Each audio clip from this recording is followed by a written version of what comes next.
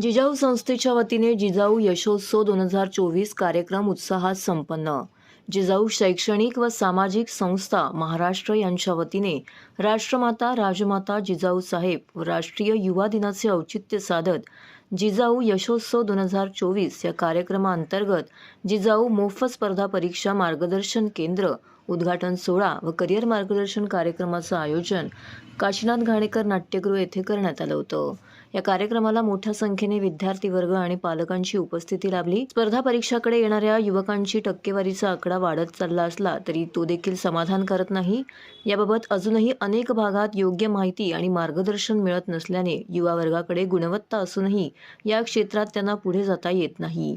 हा विचार करून जिजाऊ अकॅडमी मोफत असलेला हा उपक्रम 2016 साली जिजाऊ संस्थेच्या वतीने चालू करण्यात आला. त्याला सर्वच स्तरातून चांगला प्रतिसाद मिळत असून खेड्यापाड्यातील गोरगरीब शेतकरी, आदिवासी, कष्टकरी समाज यांची मुलं अधिकारी होताना पाहायला मिळत आहेत. जिजाऊ संस्थेच्या ठाणे व पालघर जिल्ह्यात विविध ठिकाणी स्पर्धा परीक्षा केंद्र आहेत, तर जिजाऊ अकॅडमीच्या वाचनालयाच्या पालघर, ठाणे, रायगड, रत्नागिरी आणि सिंधुदुर्ग या जिल्ह्यातील विविध भागांमध्ये एकूण 45 शाखा आहेत. यातून करिअर गायडन्स शिबिर यांसारखे उपक्रमही संस्थेच्या माध्यमातून चालवले जातात. भविष्यातील आव्हानांना सामोरे जाताना इथले विद्यार्थी सर्वतोपरी परिपूर्ण असतील, हा संस्थेचा मुख्य उद्देश आहे.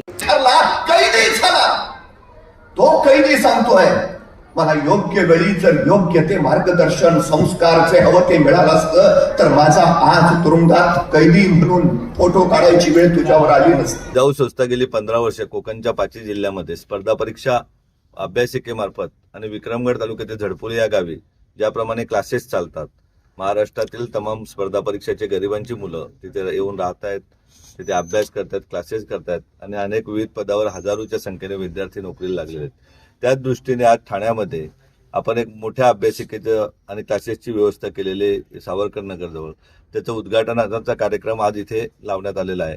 त्याचसोबत मार्गदर्शन शिबिरे आयोजित करण्यात आलेले आहे, जेणेकरून समाजातील गोरगरिबांचा मुलगा, ज्याला आई वडील नसतील, वडील नसतील, अशी मुलं जेव्हा प्रशासनामध्ये येतील तेव्हाच आपल्या देशातील गरिबी आणि श्रीमंतीची दरी दूर होऊन भ्रष्टाचार मुक्त भारत होईल, असं जिजाऊचा मानस आहे. त्या दृष्टीने आजचा उपक्रम आहे.